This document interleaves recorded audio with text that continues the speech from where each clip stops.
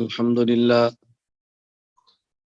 الحمد لله نحمده ونستعينه ونستغفره ونؤمن به ونتوكل عليه ونعوذ بالله من شرور أنفسنا ومن سيئات أعمالنا من يهده الله فلا مضل له ومن يضلل فلا هادي له ونشهد أن لا إله إلا الله وحده لا شريك له ونشهد أن سيدنا ومولانا محمدا عبده ورسوله أما بعد فأعوذ بالله من الشيطان الرجيم بسم الله الرحمن الرحيم يا أيها الذين آمنوا أطيعوا الله وأطيعوا الرسول وأولي الأمر منكم فإن تنازعتم في شيء فردوه إلى الله والرسول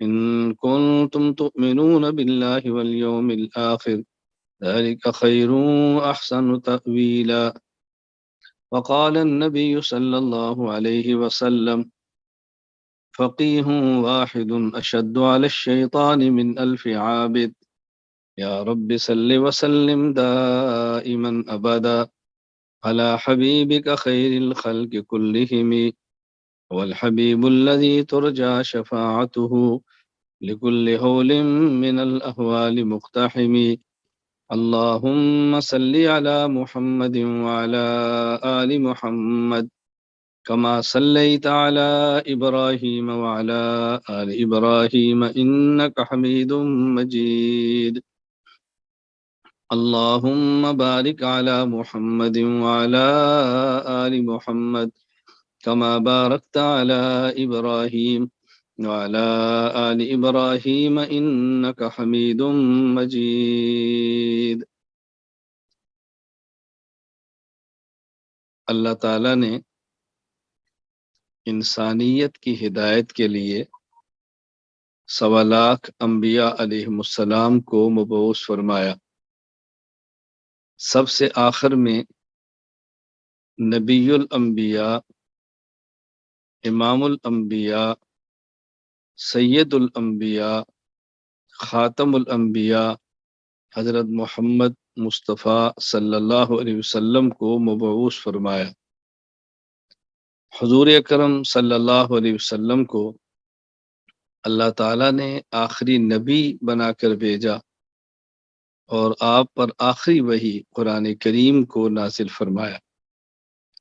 قرآن کریم میں اللہ تعالیٰ نے ایمان والوں کو جو خطاب فرمایا، ایمان والوں کو جو حکم فرمایا، اس کو سننا، سمجھنا اور عمل کرنا، اپنی زندگی میں لانا بہت ضروری ہے. میں نے اس وقت قرآن کریم کی ایک آیت کریمہ تلاوت کی ہے. اس آیت کا کچھ مفہوم میں آپ کی خدمت میں عرض کرتا ہوں اور اس کو سمجھیں اچھی طرح توجہ کے ساتھ. یا ایھا الذین آمنوا، اے ایمان والو، اطیعوا اللہ و اطیعوا الرسول و اولی الامر منکم، تم بات مانو اللہ کی، بات مانو خدا کی، بات مانو مصطفیٰ کی، اور بات مانو فقہا کی. تو یہاں اللہ تعالیٰ نے خدا کی بات ماننے کا حکم فرمایا، مصطفیٰ کی بات ماننے کا حکم فرمایا، اور فقہا کی بات ماننے کا حکم فرمایا.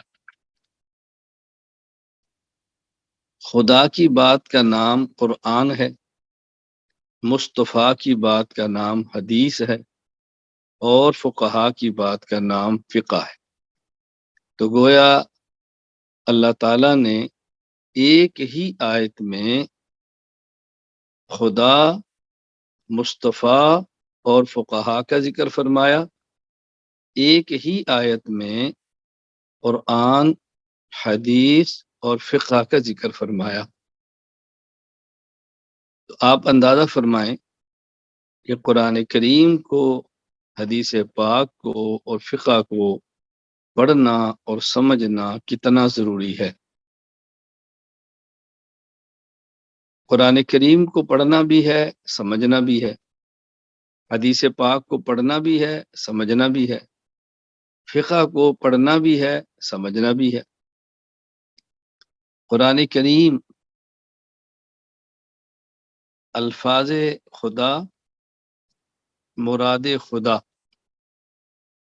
حدیث پاک الفاظ خدا، الفاظ مصطفیٰ، مراد خدا، اور فقہ قرآن کریم اور احادیث سے ثابت شدہ مسائل، یہ فقہ ہوتے ہیں۔ تو فقہ قرآن اور حدیث کے خلاف نہیں، بلکہ فقہ قرآن اور حدیث سے ہے۔ قرآن اور حدیث کے خلاف ہونا اور بات ہے، قرآن سے اور حدیث سے ہونا اور بات ہے۔ تو ہم قرآن کریم کو بھی مانتے ہیں، حدیث کو بھی مانتے ہیں۔ اس کا لازمی نتیجہ یہ ہے کہ ہم فقہ کو بھی مانتے ہیں۔ جو بات قرآن سے ہوگی وہ مانیں گے، جو بات حدیث سے ہوگی وہ مانیں گے۔ تو اللہ تعالیٰ نے ایک ہی آیت میں 3 چیزوں کا ذکر فرمایا: خدا، مصطفیٰ، فقہا، قرآن، حدیث اور فقہ۔ ہم جتنا بھی علم حاصل کریں، اس علم کی بنیاد قرآن ہے، قرآن کی تشریح حدیث ہے، اس کی مزید وضاحت وہ فقہ ہے۔ یہ دین کے کامل ہونے کی صورت ہے۔ اگر آپ ان 3 میں سے کسی ایک چیز کا انکار کریں تو کامل دین کو آپ کسی کے سامنے پیش ہی نہیں کر سکتے۔ کسی شخص کو یہ خدشہ اور یہ شبہہ ہرگز نہیں ہونا چاہیے کہ رسول اکرم صلی اللہ علیہ وسلم کے دور میں فقہ نہیں تھی اور دین کامل تھا۔ صحابہ کرام رضی اللہ عنہم مجمعین کے دور میں فقہ نہیں تھی اور دین کامل تھا۔ تو فقہ تو امام اعظم ابو حنیفہ رحمۃ اللہ علیہ اور دیگر فقہا کے دور میں شروع ہوئی ہے۔ تو اگر دین کا کامل ہونا ان تینوں چیزوں پر ہے تو پھر کیا رسول اللہ صلی اللہ علیہ وسلم کے دور میں اور صحابہ کے دور میں دین کامل نہیں تھا؟ اللہ تعالیٰ نے تو اپنے پیغمبر کو فرمایا الیوم اکملت لکم دینکم، کہ ہم نے آج دین کامل اور مکمل کر کے دے دیا ہے۔ تو اس میں فقہ نہیں تھی، یہ غلط فہمی ہے، بہت بڑی غلط فہمی۔ دیکھو، جب قرآن تھا تو فقہ بھی تھی، جب حدیث تھی تو فقہ بھی تھی۔ فقہ تو ان مسائل کا نام ہے جو قرآن اور حدیث میں نظر آتے ہیں، یا ان مسائل کا نام ہے جو قرآن حدیث کی تہ میں چھپے ہیں اور نظر نہیں آ رہے۔ تو یہ مت کہیں کہ اس وقت نہیں تھی، اس وقت بھی تھی۔ ہاں، جس طرح قرآن کریم رسول اکرم صلی اللہ علیہ وسلم کے دور میں مختلف جگہوں پہ الگ الگ لکھا ہوا تھا، اور بعد میں اس کو ایک ہی جگہ پر اکٹھا جمع کر دیا گیا، لکھ دیا گیا۔ حدیث پاک رسول اللہ صلی اللہ علیہ وسلم کے دور میں تھی، لکھا ہوا نہیں تھا۔ کچھ احادیث کو صحابہ کرام کے دور میں لکھنا شروع کیا اور کچھ کو بعد میں لکھا گیا۔ اسی طرح فقہ اور مسائل شریعت باضابطہ لکھے ہوئے نہیں تھے، اس کو لکھوانے کا اہتمام حضرت امام اعظم ابو حنیفہ رحمہ اللہ نے فرمایا، اور باضابطہ 40 فقہا کی کمیٹی بنا کر قرآن اور احادیث سے مسائل کو نکالا اور پھر لکھوایا۔ تو مسائل تو تھے تب نکالے، اگر ایک مسئلہ قرآن کے اندر ہوتا ہی نہ تو امام صاحب نکالتے کیسے؟ اگر ایک مسئلہ حدیث کے اندر ہوگا ہی نہیں تو نکالیں گے کیسے؟ یہ ایسے ہی ہے کہ جیسے جب سے زمین موجود ہے تب سے زمین کی تہ میں پانی بھی موجود ہے، لیکن جب کسی جگہ مسجد بناتے ہیں، آبادی بناتے ہیں، گھر بناتے ہیں، اس وقت کنواں کھودتے ہیں، نلکا لگاتے ہیں، موٹر لگاتے ہیں، تو زمین کی تہ سے پانی نکالتے ہیں۔ تو پانی موجود پہلے سے ہوتا ہے، نکالا اب جاتا ہے۔ اسی طرح فقہ موجود پہلے سے ہے، نکالی امام ابو حنیفہ رحمۃ اللہ علیہ کے دور میں گئی ہے۔ تو یہ خدشہ کبھی نہ ہو کہ فقہ کو بعد کی پیداوار ہے اور بعد کی چیز ہے اور پہلے کی نہیں ہے۔ اللہ تعالیٰ نے یہ حکم ایمان والوں کو دیا، یا ایہا الذین آمنوا اطیعوا اللہ و اطیعوا الرسول و اولی الامر منکم، خدا کی بات مانو، مصطفیٰ کی بات مانو، اور فقہا کی بات مانو۔ اور ترتیب دیکھو اللہ تعالیٰ نے کیسی پیاری ارشاد فرمائی۔ سب سے پہلے فرمایا کہ خدا کی بات مانو۔ قرآن کریم کا مزاج بہت پیارا ہے، قرآن کریم کا اسلوب بہت پیارا ہے، قرآن کریم کا منہج بہت پیارا ہے۔ قرآن ایک بات فرماتا ہے اور اس بات پر پھر دلائل دیتا ہے، لیکن ہر بندہ اس کو سمجھ نہیں پاتا۔ جو سمجھتا ہے لطف اسی کو آتا ہے کہ قرآن دلیل کیسے دیتا ہے، قرآن شبہات کا ازالہ کیسے کرتا ہے، قرآن شبہ کا جواب کیسے دیتا ہے۔ اللہ تعالیٰ نے فرمایا اطیعوا اللہ، اللہ کی بات مانو۔ بندے کے ذہن میں شبہ آ گیا، یا اللہ، کسی کی بات ماننے کے لیے ضروری ہے کہ آدمی اس کو دیکھے یا اس کی بات سنے؟ کسی کی ذات کو دیکھے یا کسی کی بات کو سنے تب مانے گا۔ اگر کسی کو دیکھ بھی نہیں سکتا، محسوس بھی نہیں کر سکتا، سن بھی نہیں سکتا، تو بات مانے گا کیسے؟ میں بیان کر رہا ہوں، دوران بیان میں جو پانی چاہیے، میں کہہ دوں پانی دو، آپ پانی دے دیں گے، یا میں اشارے سے مانگتا ہوں پانی دیں گے۔ کوئی شخص کان سے بہرا ہو، آنکھ سے نابینا ہو، وہ نہ میری ذات اشارے کو دیکھے نہ میری بات کو سنے، تو وہ پانی کیسے دے گا؟ تو ضروری ہے نا یہ ذات کو دیکھے یا میری بات کو سنے تب دے گا نا۔ ہاں، بہروں کے لیے آج کل رواج ہے کہ وہ بات کو لکھتے اس طرح ہاتھ لگاتے ہیں، تو محسوس کرے گا تو بات سمجھے گا۔ اللہ کی ذات تو ایسا جسم نہیں رکھی دیکھو ہاتھ لگا کے پڑھ سکے بندہ۔ تو کسی کی بات کو ماننے کے لیے ضروری ہے اس کی ذات کو دیکھیں یا بات کو سنیں۔ اللہ کی ذات کو دیکھ بھی نہیں سکتے، اللہ کی بات کو سن بھی نہیں سکتے، تو عمل کیسے کریں گے؟ اللہ فرماتا ہے وَأَطِيعُوا الرَّسُولَ، میرے پیغمبر کی بات مان۔ کیوں؟ پیغمبر پاک صلی اللہ علیہ وسلم نے اللہ کی ذات کو دیکھا بھی ہے، اللہ کی بات کو سنا بھی ہے۔ تم اللہ کی ذات کو نہیں دیکھ سکتے، لیکن جس نے دیکھا ہے اس کو دیکھو، جس نے سنا ہے اس کو سنو، تو دیکھو شبہ دور ہو گیا، شبہ ختم ہو گیا۔ ہمارا اہل سنت والجماعت احناف دیوبند کا عقیدہ ہے کہ رسول اکرم صلی اللہ علیہ وسلم نے اللہ کی ذات کو دیکھا بھی ہے، اللہ کی بات کو سنا بھی ہے۔ اللہ کی ذات کو دیکھنے پر دلائل انشاءاللہ آپ پڑھ رہے ہیں، عقائد آپ پڑھیں گے، اس میں دلائل آئیں گے، آپ سنیں گے انشاءاللہ العزیز۔ رسول اکرم صلی اللہ علیہ وسلم نے اللہ کی ذات کو دیکھا بھی ہے، اللہ کی بات کو سنا بھی ہے۔ اب انسان کے ذہن میں پھر ایک اور سوال آ جاتا ہے، رسول اکرم صلی اللہ علیہ وسلم تو عربی ہیں اور ہم تو اجمی ہیں، ہمیں تو اجمی لوگ ہونے کی وجہ سے عربی آتی ہی نہیں، تو ہم پھر ان کی بات کیسے مانیں؟ فرمایا وَأُولِي الْأَمْرِ مِنْكُمْ، بات فقہا کی مان۔ دیکھو فقیہ نبی کی بات پڑھے گا اور تمہیں پڑھا دے گا، نبی کی بات سمجھے گا تو تمہیں سمجھا دے گا۔ اللہ نے یہ مسئلہ بھی حل فرما دی۔ تو اب جو شخص فقہا کی بات نہیں مانے گا وہ رسول تک کیسے پہنچے گا؟ جو رسول کی بات نہیں مانے گا وہ خود خدا تک کیسے پہنچے گا؟ تو اللہ تعالیٰ نے فرمایا یا ایھا الذین آمنوا اطیعوا اللہ و اطیعوا الرسول و اولی الامر منکم، اے ایمان والو اللہ کی بات مانو، اللہ کے رسول کی مانو اور فقہا کی مانو۔ بعض لوگوں کو یا ایک کبھی نہ شبہ آ جاتا ہے، شبہ کیا کہنا ہے، ایک غلط فہمی ہو جاتی ہے کہ جی وہ تو نہیں مانتے، منکرین حدیث جی وہ تو نہیں مانتے، منکرین فقہ وہ تو نہیں مانتے۔ ہم کہتے ہیں اللہ فرما رہے مانو، تو ہمارے پاس لوگ سادگی کی بنیاد پہ کہتے ہیں جی وہ تو نہیں مانتے، ہم نے کہا حکم ان کو ہے جو ایمان والے، یا ایھا الذین آمنوا، یہ حکم ایمان والوں کو ہے۔ حدیث کا انکار کر کے بندہ مومن رہتا ہی نہیں، تو اس کو تو خطاب ہی نہیں ہے۔ فقہ کا انکار کر کے تو بندہ مومن رہتا ہی نہیں، بات اچھی طرح سمجھنا، تو اس کو تو خطاب ہی نہیں۔ ایک ہے حدیث بمعنی قول رسول کا انکار، اس کا انکار کر کے بندہ کیسے مسلمان ہو سکتا ہے؟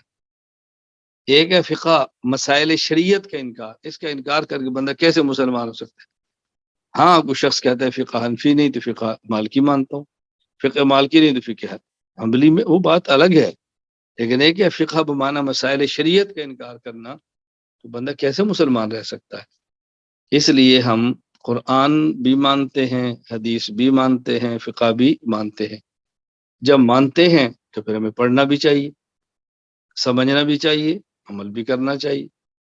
تو یہ علوم وہ ہیں جن کو کہتے ہیں علوم عالیہ، علم عالی، علوم بلند مرتبہ۔ قرآن، حدیث اور فقہ یہ علوم عالیہ ہیں۔ ان میں پہلا نمبر قرآن کا ہے، دوسرا حدیث کا ہے، اور تیسرا فقہ کا ہے۔ اس ترتیب سے ہم نے آگے چلنا۔ اب ظاہر ہے کہ ہمیں توجہ دینی پڑے گی قرآن کریم پر، توجہ دینی پڑے گی حدیث پاک پر، توجہ دینی پڑے گی فقہ پر۔ سب سے زیادہ توجہ قرآن پر دینی، پھر حدیث پاک پر دینی، پھر فقہ پر توجہ دینی ہے اور اس کو پڑھنا ہے۔ یہ علوم عالیہ۔ پھر قرآن کریم کو اور حدیث پاک کو اور فقہ کو سمجھنے کے لیے کچھ علوم ہیں، اگر وہ علوم نہ پڑھیں، اور اسی طرح کچھ ان علوم کے اصول ہیں، اگر وہ نہ پڑھیں تو پھر ہم عمل نہیں کر سکتے، نہ سمجھ نہیں سکتے۔ اب قرآن کو پڑھنا ہے تو قرآن کے وضاحت کا نام تفسیر ہے، اب ہمیں اصول تفسیر چاہیے۔ حدیث کو سمجھنا ہے تو اس کے لیے اصول ہیں، اصول حدیث چاہیے۔ فقہ کو سمجھنا ہے تو کچھ اصول ہیں، اصول فقہ چاہیے۔ تو معلوم ہم نے اصول تفسیر بھی پڑھنے ہیں، اصول حدیث بھی پڑھنے ہیں، اصول فقہ بھی پڑھنے ہیں۔ اور پھر قرآن کریم کے الفاظ کو سمجھنا ہے، تو ظاہر عربی میں ہے، اس کے لیے قرآنی قاعدہ تیار کیا گیا ہے۔ قرآنی قاعدہ پڑھ لیں گے تو قرآن کو تجوید کے ساتھ، مخارج کے ساتھ ادائیگی کر کے پڑھ لیں گے۔ قرآنی قاعدہ پڑھا ہوگا تو قرآن پڑھنا آسان ہوگا۔ اسی طرح کچھ علوم ہیں جو ان قرآن کریم اور حدیث اور فقہ کو پڑھنے کے لیے ضروری ہیں، انہیں کہتے ہیں علوم عالیہ۔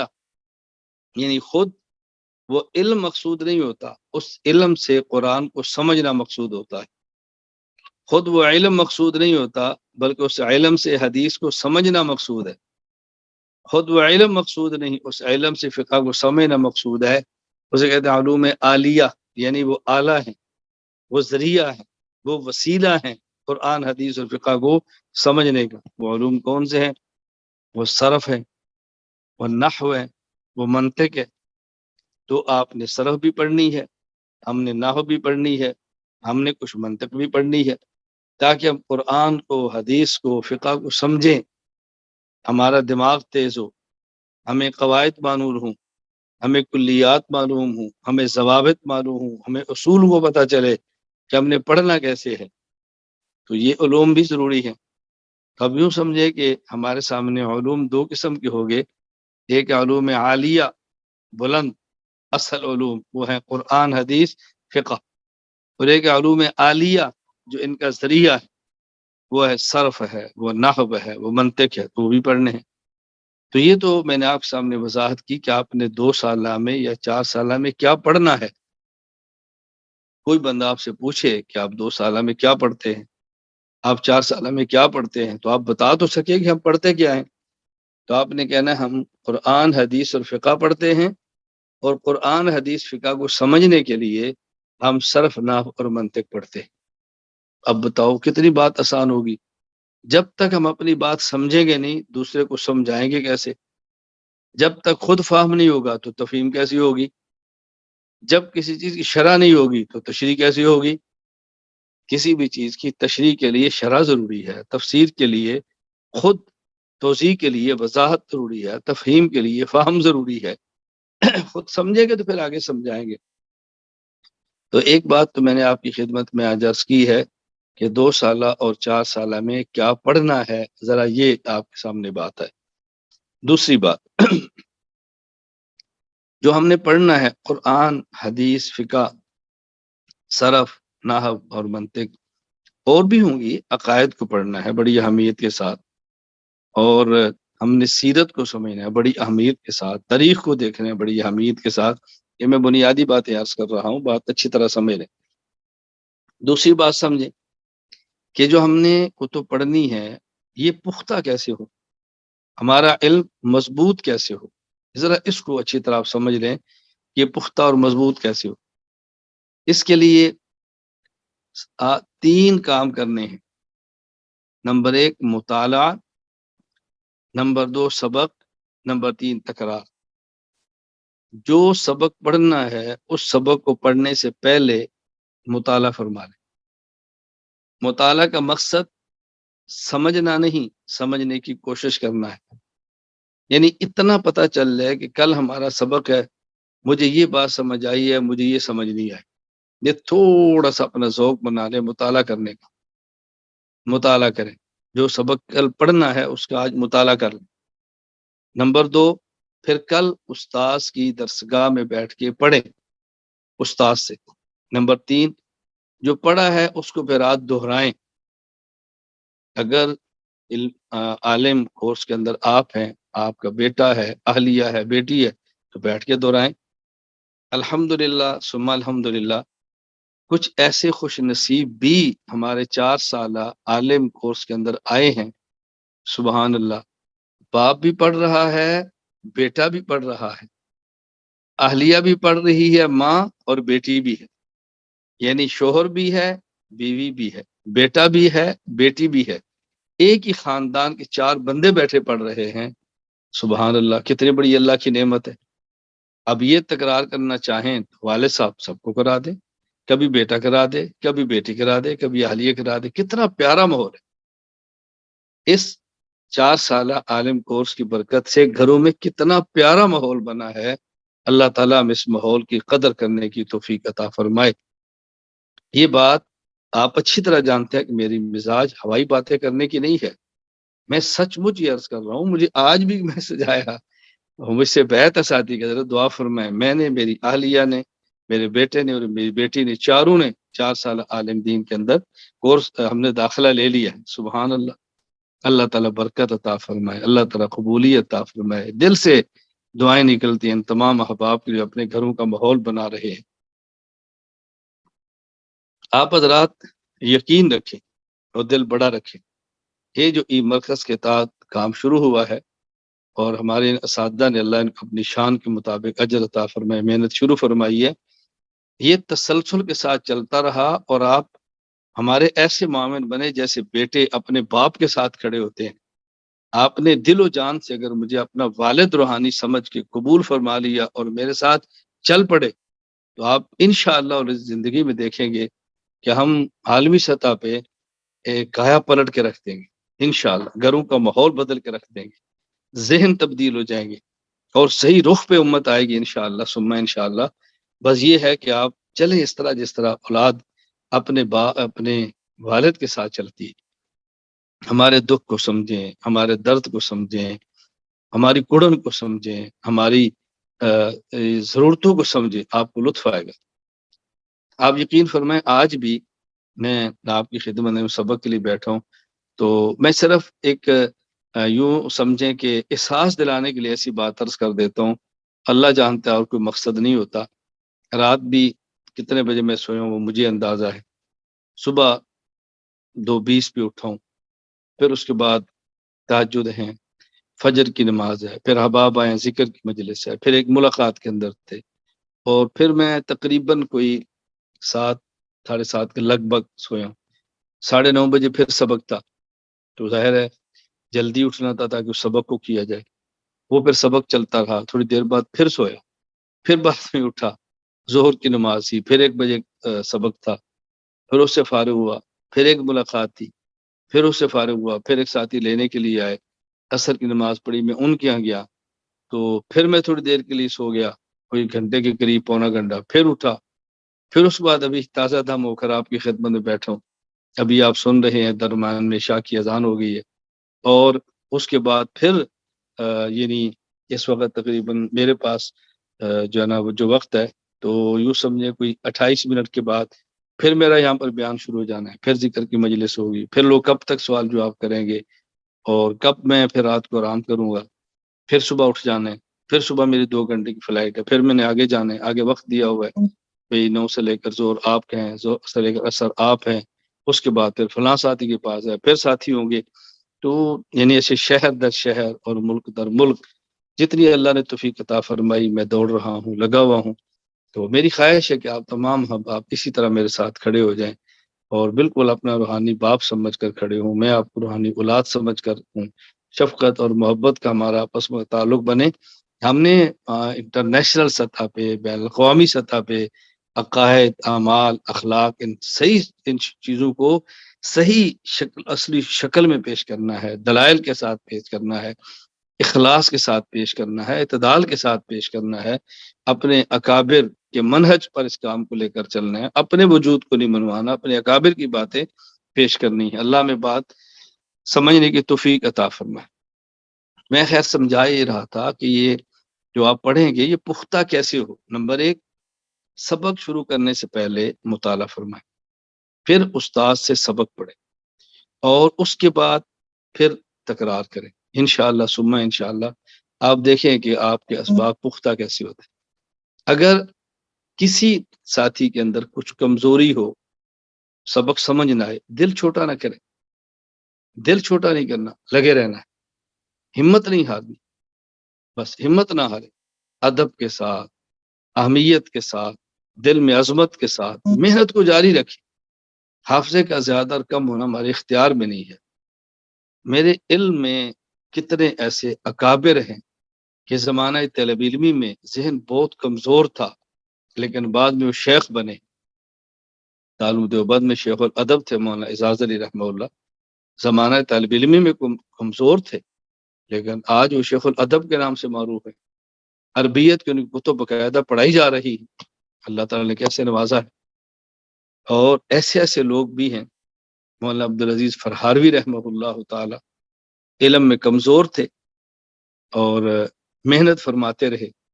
ایک گاؤں میں پڑھتے تھے استاذ کے پاس، استاد بیمار ہو گئے تو استاد نے فرمایا بیٹا میں تو پڑھا نہیں سکتا، آپ حضرات چلے جاؤ۔ طلبہ چلے گئے، مولانا عبدالعزیز فرہاروی رحمہ اللہ نہیں گئے۔ استاد جی نے کہا بیٹا آپ کیوں نہیں جاتے؟ تو انہوں نے عرض کیا استاد جی میں کیسے جا سکتا ہوں، جب ہمیں ضرورت تھی تو آپ نے خدمت فرمائی، اب آپ کو ضرورت ہے تو میں کیسے جاؤں گا، اب میں خدمت کروں گا۔ اللہ اکبر۔ پھر اللہ نے کیسے نوازا، وہ مولانا عبدالعزیز فرہاروی رحمہ اللہ تعالی غالباً یعنی بہت تھوڑی عمر میں دنیا سے گئے ہیں، 50 سال سے کم عمر میں دنیا سے گئے، 300 کتب کے مصنف ہیں، اور اکثر کتب ان کی غیر مطبوع ہیں جو چھپ نہیں سکی، اور اللہ نے ایسا ان کو نوازا تھا کہ بیک وقت بیٹھ کے حضرت مطالعہ فرماتے، دائیں آنکھ سے ایک کتاب کا، بائیں آنکھ سے دوسری کتاب کا، اللہ تعالیٰ دونوں کو محفوظ فرما دیتے۔ تو دیکھو اللہ نے کیسے نوازا۔ دل چھوٹا نہ کریں، لگے رہیں، محنت کریں، ادب، عزت، احترام کے ساتھ، اللہ تعالیٰ بہت نوازیں گے۔ مولانا عبدالعزیز فرہاروی رحمہ اللہ کی میں قبر پر گیا ہوں، وہاں اصالہ ثواب بھی کیا ہے، دعا بھی کی ہے۔ اللہ تعالیٰ ہم سب کو اپنے اکابر کے نقش قدم پر چلنے کی توفیق عطا فرمائے۔ تیسری اور آخری بات، جب ہم نے 2 سالہ یا 4 سالہ کورس کرنا ہے علم دین یا عالم کا، سب سے پہلے 2 رکعت صلاۃ التوبہ، صلاۃ الحاجہ پڑھنی، 2 رکعت صلاۃ التوبہ الگ پڑھیں، 2 صلاۃ الحاجہ الگ پڑھیں، آپ کی مرضی، 2 ہی رکعت میں دونوں نجدے کر لیں، آپ کی مرضی۔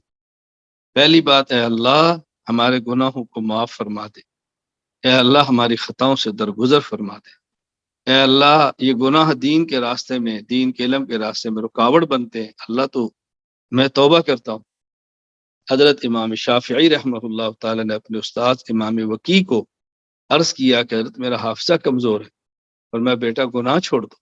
حضرت امام شافعی سبحان اللہ، لیکن استاذ کی نصیحت ہے نا. حضرت اس کو امام شافعی رحمہ اللہ نے اشعار میں بات نقل کی ہے. شکوت الی وکیع سوء حفظی فاوصانی الی ترک المعاصی فان العلم نور من الہی ونور اللہ لا یعطی لعاصی.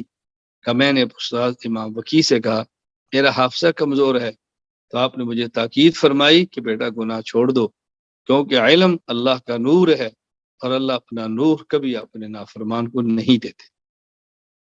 گناہوں کے ساتھ اس علم کے الفاظ تو مل جاتے ہیں، اس علم کی روحانیت نہیں ملتی، علم کی برکت نہیں ملتی، علم پر عمل کی توفیق نہیں ہوتی. نمبر 1، گناہوں سے توبہ کریں اور اللہ سے مانگیں یا اللہ میں نالائق بھی ہوں، میں بد عمل بھی ہوں، حافظہ بھی کمزور ہے، اے اللہ بعض شادی شدہ ہیں، اللہ میری اہلیہ بھی ہے، میرے بچے بھی ہیں، تجارت بھی کرتا ہوں، مزدوری بھی کرتا ہوں، لیکن تیرے نبی کا علم سیکھنا چاہتا ہوں. اے اللہ تیرے دین کا علم سیکھنا چاہتا ہوں، اے اللہ میرے لیے آسان فرما دے، اے اللہ آسان فرما دے. اللہ سے رو رو کے مانگیں، اللہ تعالیٰ انشاءاللہ دروازہ کھول دے گا. نمبر 1، 2 رکعت پڑھیں، گناہوں سے توبہ اور حاجت. نمبر 2، کچھ صدقہ کریں، اپنی حیثیت کے مطابق کچھ صدقہ کریں. بس کسی عالم کو ہدیہ پیش کر دیں، کسی دین کے طالب علم کو دے دیں، جو مستحق آپ کو ایسا نظر آئے جس کی زندگی میں دین بھی ہو، ترجیح اس کو دیں، کچھ صدقہ کریں. نمبر 3، اللہ سے گڑ گڑا کر دعا مانگ. بس انشاءاللہ اللہ تعالیٰ اپنے کرم سے، اپنے فضل سے، اپنی رحمت سے علوم کے دروازے کھول دیں گے. تو میں نے آج کی مجلس میں آپ کی خدمت میں 3 باتیں عرض کی ہیں. نمبر 1، ہم نے 2 سالہ یا 4 سالہ میں کیا پڑھنا ہے. 2 سال علم دین کورس، 4 سال عالم کورس میں کیا پڑھنا ہے. علوم عالیہ، علوم عالیہ، وہ علوم جو مقصود ہیں، قرآن، حدیث، فقہ، عقائد، سیرت، سب اس میں ہیں. اور وہ علوم جو ان کا ذریعہ ہیں، صرف، نحو اور منطق. نمبر 2، یہ ہمارا علم پختہ کیسے ہوگا. جو سبق پڑھنا ہے پہلے مطالعہ فرما لیں، پھر سبق پڑھ لیں، پھر اس کا تکرار کریں. نمبر 3، اس کورس کو شروع کرنے سے پہلے 2 رکعت پڑھ کے گناہوں سے معافی اور حاجت اللہ سے مانگیں. نمبر 2، صدقہ. نمبر 3، دعا کا اہتمام. اللہ تعالیٰ مجھے بھی، اللہ تعالیٰ آپ کو بھی علم پڑھنے کی، سمجھنے کی، عمل کرنے کی، پھر اپنے کرم سے اس کو پھیلانے کی توفیق عطا فرمائے. وآخر دعوانا ان الحمد للہ رب العالمین. الحمد للہ رب العالمین والصلاة والسلام علی رسولہ وعلی آلہ وصحابہ اجمعین. ربنا ظلمنا انفسنا وان لم تغفر لنا وترحمنا لنكونن من الخاسرین وان لم تغفر لنا وترحمنا لنكونن من الخاسرین وان لم تغفر لنا وترحمنا لنكونن من الخاسرین. ربنا لا تزغ قلوبنا بعد إذ هديتنا وهب لنا من لدنك رحمة إنك أنت الوهاب. رب اغفر وارحم أنت خير الراحمين. ربنا وآتنا ما وعدتنا على رسلك ولا تخزنا يوم القيامة ولا تخزنا يوم القيامة ولا تخزنا يوم القيامة إنك لا تخلف الميعاد. اللهم طهر قلوبنا من النفاق وأعمالنا من الرياء وألسنتنا من الكذب. اللهم طهر قلوبنا من النفاق وأعمالنا من الرياء وألسنتنا من الكذب وأعيننا من الخيانة فإنك تعلم خائنة الأعين وما تخفي الصدور فإنك تعلم خائنة الأعين وما تخفي الصدور فإنك تعلم خائنة الأعين وما تخفي الصدور. اللهم إنا نسألك العفو والعافية في الدنيا والآخرة. اللهم إنا نسألك رضاك والجنة ونعوذ بك من سخطك والنار. اللهم إنا نسألك رضاك والجنة ونعوذ بك من سخطك والنار. اللهم إنا نسألك رضاك والجنة ونعوذ بك من سخطك والنار. اللهم إنك عفو تحب العفو فاعف عنا. اے کریم اللہ ہمارے گناہوں کو معاف فرما دے، اے کریم اللہ ہماری خطاؤں سے درگزر فرما دے۔ اے کریم اللہ ہمیں ہمارے گناہوں کی وجہ سے علم دین سے محروم نہ فرما۔ اے اللہ ہمارے ساتھ ہمارے اعمال والا معاملہ نہ فرما۔ اے اللہ کریم ہمارے ساتھ اپنی رحمت والا معاملہ فرما۔ اللہم لا تعاملنا بما نحن اہل، اللہم لا تعاملنا بما نحن اہل، اللہم لا تعاملنا بما نحن اہل، عاملنا بما انت اہل۔ اللہ اپنی شان کے مطابق، اللہ اپنی رحمت کے مطابق، اللہ اپنے کرم اور فضل کے مطابق ہمارے ساتھ معاملے فرما۔ اے اللہ کریم، اے اللہ کریم دنیا کی رسوائی اور ذلت سے بچا لے۔ اے اللہ کریم آخرت کی ذلت اور رسوائی سے بچا لے۔ اے اللہ کریم یہ اساتذہ، اے اللہ یہ طلباء، اے اللہ ہم آپ کا دین، آپ کے پیغمبر کا دین پڑھنے کے لیے بیٹھے ہیں۔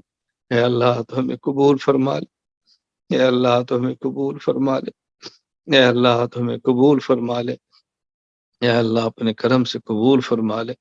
اے اللہ، اے اللہ اس سبق میں کتنے تیرے نیک بندے ہوں گے، تو ان کی برکت سے ہم سیاہ کاروں کی سیاہ کاریاں معاف فرما دے، ہماری نالائکیاں معاف فرما دے، اللہ ہمارے جرائم معاف فرما دے، اللہ ہمارے چھوٹے بڑے گناہوں کو معاف فرما دے۔ اے اللہ کریم، اے اللہ کریم وہ نیک اعمال جو تیرے دین کے علم کے حاصل کرنے کا ذریعہ بنتے ہیں وہ عطا فرما دے۔ اللہ وہ برے اعمال جو علم دین کے حاصل کرنے میں رکاوٹ بنتے ہیں اسے ہماری حفاظت فرما دے۔ یا اللہ ان سے ہماری حفاظت فرما دے۔ یا اللہ جو بیمار ہیں ان کو صحت عطا فرما دے۔ اللہ مقروضوں کے قرض ادا فرما دے، حاجت مندوں کی حاجات کو پورا فرما دے، اللہ ضرورت مندوں کی ضرورتیں پوری فرما دے۔ اللہ کریم عافیت کا معاملہ فرما دے، یا اللہ عافیت کا معاملہ فرما دے۔ اے اللہ اسلام اور مسلمانوں کو عزت عطا فرما دے۔ اے اللہ مسلمانوں کو، اسلام کو عزت عطا فرما دے۔